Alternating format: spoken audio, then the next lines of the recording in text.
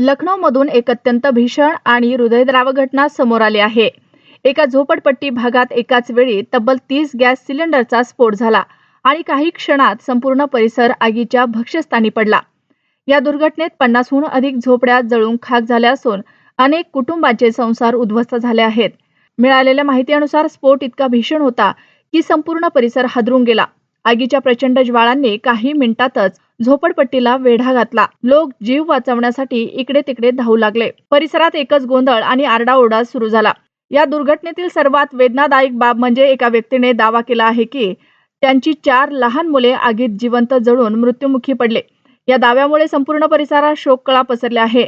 मुलांना वाचवण्याचा प्रयत्न करण्यात आला, मात्र आगीचा वेग इतका प्रचंड होता की काहीही करता आले नाही, असे स्थानिकांनी सांगितले।